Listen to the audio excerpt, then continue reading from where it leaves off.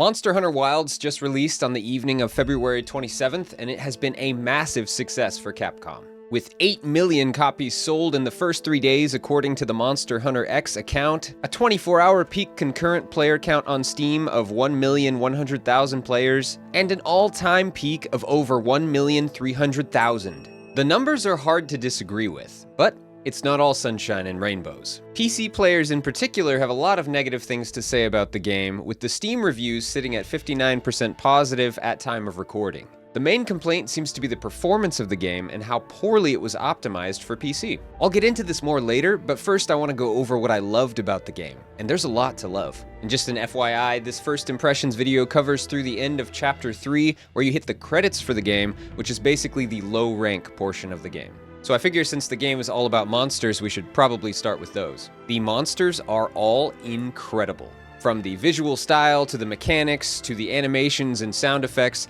these monsters and the fights they offer are absolutely on point. There are all manner of monsters on display here, from the muscle-bound frog, Chotacabra, to the giant dog bear, Doshaguma, to the massive fluffy flower spider, Lalabarina, to the sassy firebird, Kematrice, to the lightning dragon, Raidao.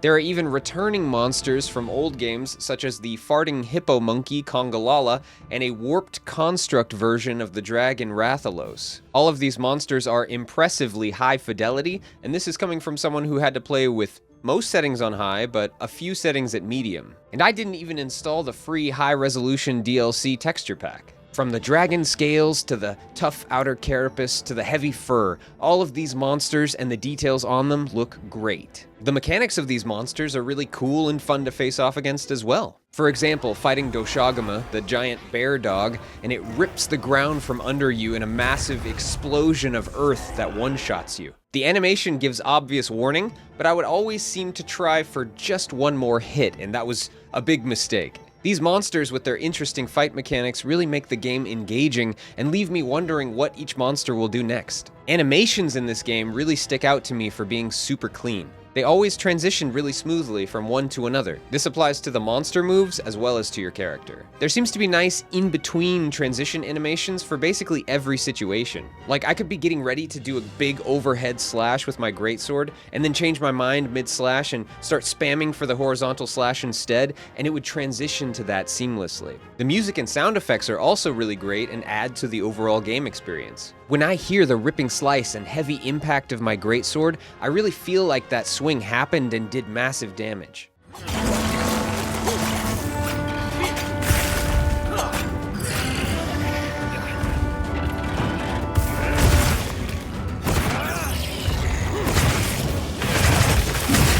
All while this fantastic fight music hypes me up and makes everything even more intense. And when you finally beat that monster that you're on, maybe you've been stuck on it for a while, and you go to carve it for the parts that you really hope you'll get for the next armor piece or weapon. There's something super simple yet satisfying about this gameplay loop. You get new orders from Alma to hunt a monster. You go to your tent to prepare, grabbing items such as potions, ammo, traps, and tranquilizers. Then you switch your and your Palico, your little cat buddies, weapons and armor to meet the needs of the fight. You eat food to give you a boost to your stats, and then you head out to fight the monster. And when you defeat the monster, you carve it for parts, you head back to base camp, you talk to Gemma to have her craft you new weapons or armor to fight the next monster. All of it feels good. It adds layers to the gameplay in a really enjoyable way. And it really is interesting how both aspects of the game are so fun. Like, prepping for a fight is just as fun as the fight itself, just in a different way. Arguably the most important aspect of this game, as it is an action RPG, is the action or combat in the game. As previously mentioned, the monsters have really cool attack patterns and animations. The weapons your character get to use feel either really light and fast, or heavy and impactful as you would imagine they should. The attack animations of the player are fluid and transition seamlessly from one to another. The sound effects make everything real in your ears, making you really feel like you are slicing into the hide of some huge beast. The threat in this game is very real, meaning if you're not moving around or dodging, you will get hit hard and regret it. And the reward system is great, of monster parts that go into new gear that make you feel more and more powerful. All of this combines to make a combat and overall game experience that is super fun and satisfying. All of the locations in the game are beautiful. Great attention to detail is put into everything that you see and makes everything feel like you should take a screenshot. The devs did a great job of making these areas feel real and alive. The different locations have transitions between them that make sense and have monsters that fit the locations in a logical way. Now let's talk about why PC players are unhappy with this game. Wilds is a great game to look at and play on PC when you tune the settings just right and when the game actually works. I myself had only one crash, but I saw multiple Steam reviews talking about multiple crashes. I saw a visual bug where a texture triangle would flash and kind of flip around on my whole screen, but this only happened 2 or 3 times in like 25 hours of gameplay. It's the overall optimization for this game on PC that really sucks. You really need to have a high-end PC to enjoy this game to the fullest. Like, I personally had to tweak and tune the settings a lot to stop getting massive frame drops. And I would say I have a mid-range or maybe upper mid-range PC. I would walk into a new area and get kind of a cutscene showing off the area from different angles, and I would see the background objects in like a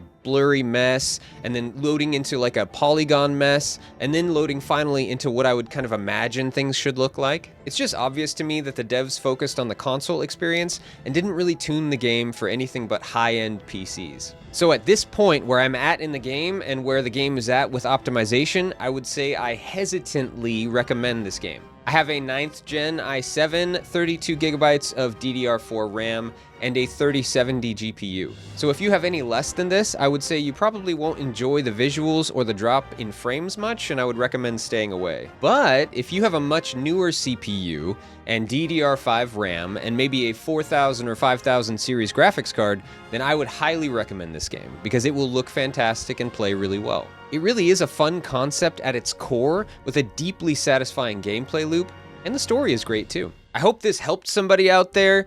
Thank you so much for watching, and I will see you in the next video.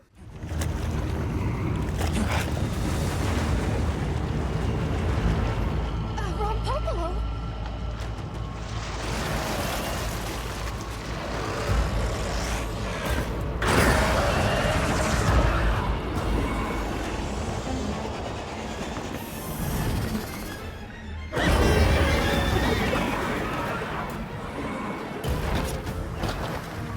It looks pretty angry.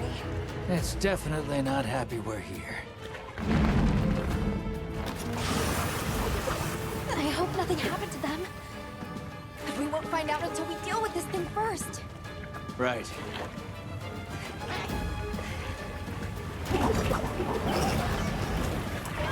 The Ron Popolo is a brute rider. It favors smoky terrain. The gas is small, has poison and explosive properties. Stay clear of it.